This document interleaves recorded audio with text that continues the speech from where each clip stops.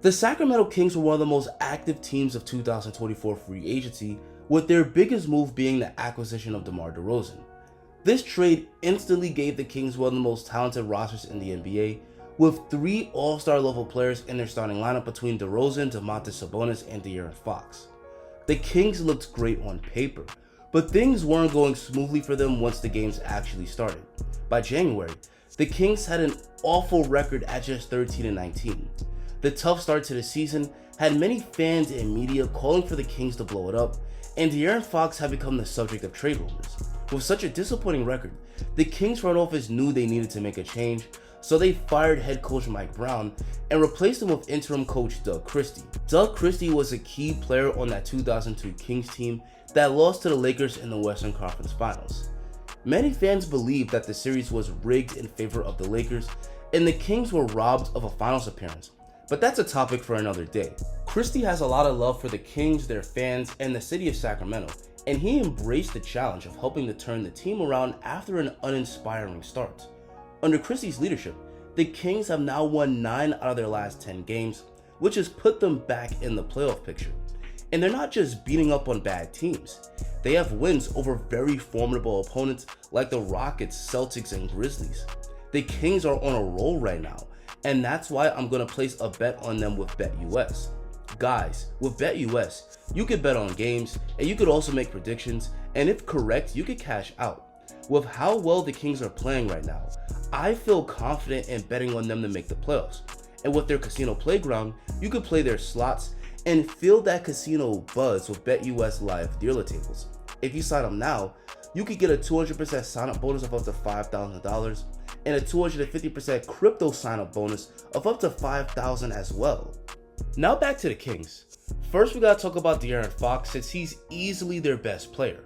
Fox is one of the most explosive point guards in the NBA, able to easily blow by his man and rise and finish over the second line of defense.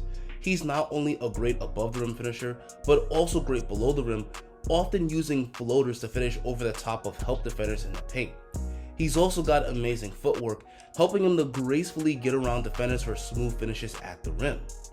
De'Aaron's work in the paint is already enough to handle, but his abilities as a shooter makes him even harder to guard. Defenders that sag off of Fox only invite him to pull up, and he's money from mid-range. Domantas Sabonis has been amazing for the Kings as well. His incredible passing skills has been huge for the Kings' offense. His dribble handoffs and screen setting helps his teammates to eliminate their defender, which frees them up for an open shot or a drive to the basket.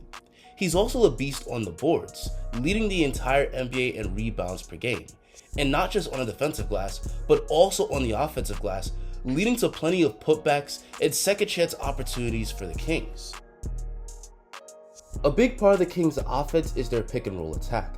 They often run it with Fox and Sabonis. Because Fox is so deadly as a scorer, he often draws both defenders towards him, allowing him to set up Sabonis on the roll. And Sabonis is a great finisher as a roll man. After catching the ball, he'll often put his shoulder into the chest of the defender, which dislodges them, allowing Sabonis to finish. He's also great at using pump fakes to get defenders off their feet, freeing him up for an easy bucket. And he's got incredible touch, often using hook shots and fadeaways to finish in the paint.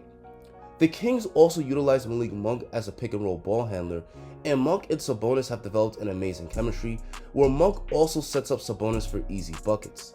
Because the Kings' pick and roll attack is so hard to stop, this often leads to multiple defenders coming to the paint, leading to someone getting open, and Sabonis is great at finding open shooters. And since Doug Christie has taken over, a big point of emphasis for the Kings has been to shoot more threes, and in recent games, they're taking and making more three-pointers. Many of the Kings' key players have really improved as shooters. Guys like DeMar DeRozan, Keegan Murray, and even Sabonis, who were struggling mightily with their outside shots in the past, have now become knockdown shooters. Now let's zero in on DeMar DeRozan. He was the Kings' main pickup in the offseason, and when trading for him, the hope was that he could push the Kings to title contention.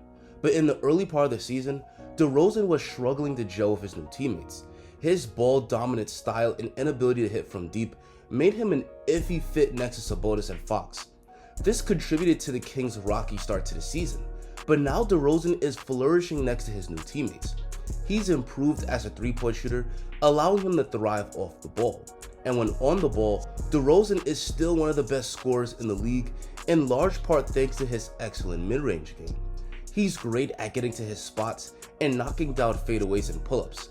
Many of his makes are well defended, but DeRozan is great at hitting heavily contested shots, making him extremely tough to guard.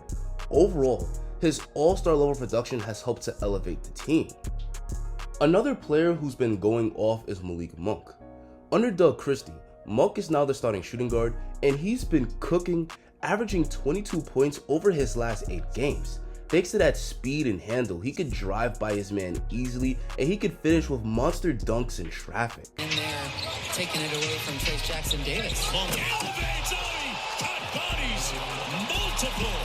And even when he doesn't finish with a monster dunk, his hops helps him to make acrobatic finishes around the rim where he can get around defenders mid-air for the finish. All the pressure he puts on the rim draws in multiple defenders, and he's great at setting up the open man. Between Monk, Fox, and DeRozan, the Kings have a great combination of guards that can shoot, score, and distribute, which helps the Kings to consistently generate great shots. The Kings are also great in the clutch. A big reason they've been so good at closing out games has been the ability of their stars to rise to the occasion. Aaronfox has been incredible in crunch time, hitting several big shots at the end of games to help the Kings leave with a win. DeMar DeRozan has also been delivering in clutch moments. In a recent win over the Rockets, he scored 26 of his 33 points in the second half, with 16 of them coming in the fourth quarter. Having several stars capable of heating up in the closing minutes and hitting game-winning shots has made the Kings a nightmare opponent for most teams. A big part of the Kings' turnaround has been their improvement on defense. Over their last 8 games, they rank 3rd in the NBA in defensive rating. As a team, the Kings do a great job at forcing turnovers. Their perimeter defenders are good at anticipating and disrupting passes, which helps the Kings to rack up steals and leads to fast break opportunities. The Kings have several good defenders, but Keon Ellis has stood out as their best defender. His agility helps him to keep in front of quick players and force them to take difficult shots. If the ball is exposed or you get sloppy with your handle, he'll quickly strip his man and turn it into a dunk on the other end. And you can't get rid of him easily with screens because he's great at fighting through picks and getting back into play and contesting and altering jump shots from the side and from behind. Ellis has emerged as a player that guards the top player on the other team, and he's thriving in that role. If the Kings can continue defending like this and keep up their explosive offense, then they should continue to dominate. So that's how the Sacramento Kings are shocking the NBA. And as this is being recorded, the Kings are currently tied for 8th in the West, and they're not far back from the 4th seed. So with about 40 games left in the season, they have a lot of time. So if they could keep this up, they could rise in the standings and secure a home court advantage come playoff time, which gives them a great chance at winning a playoff series and maybe even going on a deep run. But that's going to be it for me, and now I want to hear from you guys. What do you think of how the Kings are playing right now? Do you think that this nice stretch is sustainable? Let me see your thoughts down below in the comment section. Guys, I'm going to continue to do breakdowns like this all season long, so if that sounds like something that would interest you, consider hitting that subscribe button. Thank you so much for watching, and have an amazing rest of your day.